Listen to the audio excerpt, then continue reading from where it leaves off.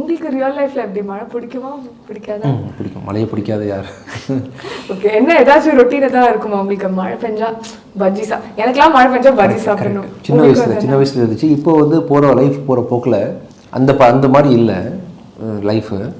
ஆனால் ஒரு சின்ன வயசில் வந்து மழை பெய்யும் போது அம்மா கொடுப்பாங்க, நல்லாயிருக்கும் அது. அது ஒரு special memory. And also sir, நாங்கள் வந்துட்டு உங்கள் சைல்ட்ஹுட் ஃபோட்டோலாம் நாங்கள் வந்து தேடிட்டு இருந்தோம். உங்களுக்கு ஒரு சைல்ட்ஹுட் பேஸ் பண்ணி ஒரு ரவுண்ட் எடுக்கலான்னு. ஒரே ஒரு ஃபோட்டோ தான் வந்தது சார். ஆனால் இந்த ஃபோட்டோ வந்து உங்கள் சைல்ட்ஹுட் ஃபோட்டோவான்னு எனக்கு தெரில. நான் காட்டுறேன், நீங்கள் எனக்கு சொல்லுங்கள். 1 செகண்ட்.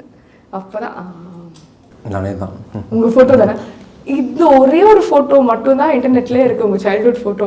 மற்றெல்லாம் சேஃபாக எடுத்து வச்சுருக்கீங்களா? தெரியலப்பா. இந்த ஃபோட்டோ பார்க்கும்போது உங்களுக்கு என்ன மெமரி வருது? ரொம்ப யோசிக்கிறது இல்லைப்பா. சின்ன வயசில் நான் இருந்திருக்கேன், அம்மா தான் அது. மெமரியும் ஒன்றும் இல்லை. இந்த ஃபோட்டோ எடுத்த ஞாபகம் இருக்கா? சான்ஸே இல்லை. Okay sir, super. பட் கண்டிப்பாக வந்து சைல்ட்ஹுட்டில் உங்களுக்கு நிறைய ட்ரீம்ஸ்லாம் இருந்திருக்கும், சரி இது பண்ணும் அது பண்ணணும்னு. ஆனால் எப்பவுமே உங்களுக்கு சினிமா தான் கனவு எல்லாமே இருந்துச்சா? இல்லை was there something in between வேறு தான் பண்ணணும்னு ஆசைகள்? சின்ன வயசில் வந்து படிப்பு வராது.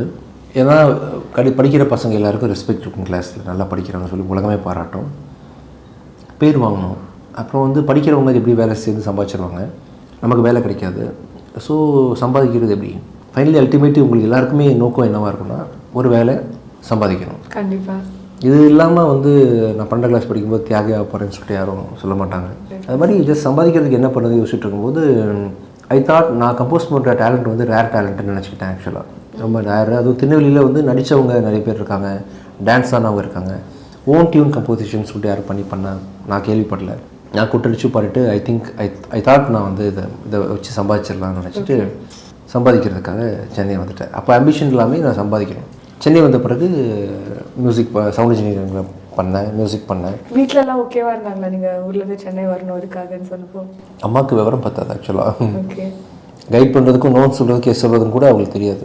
ஏதோ பையன் விரும்புகிறான் அப்படின்ற மாதிரி, கொஞ்சம் சினிமான்ற மாதிரி கொஞ்சம் படிக்கலன்றதை வச்சு கொஞ்சம் கவலையாகவே இருப்பாங்க, படிக்க மாட்டேங்கிறாங்கன்னு சொல்லிட்டு. அதை தாண்டி ரொம்ப ஸ்டாப் பண்ணுற அளவுக்குலாம் அவங்க எதுவும் பண்ணல. ஸோ சவுண்ட் இன்ஜினியரிங் பண்ணி மியூசிக்கு எல்லாமே இப்போ பொருளீட்டலில் தான் போயிட்டுருக்கு வாழ்க்கை. அது எனக்கு பிடிச்சது, எனக்கு தோன்றது, எனக்கு எதில் கான்ஃபிடன்ஸ் இருக்கோ அதில் பண்ணுறது அப்படின்ற மாதிரி லைஃப்பில் நினச்சி பண்ணாமல் போன விஷயம் எதுவுமே இல்லை. எதை நினச்சாலும் பண்ணிடுறேன். சூப்பர். அது ஒரு நல்ல ஒரு விஷயம். பிகாஸ் பாதி பேர் நம்ம இருக்கிற சிச்சுவேஷன்ஸில் வி டோன்ட் டூ தட். எதாவது நினைக்கிறோன்னா இது நடக்குமோ அது நடக்குமோ அந்த ஹெசிடேஷன் நம்பிட்டீங்கன்னா பண்ணிடலாம்.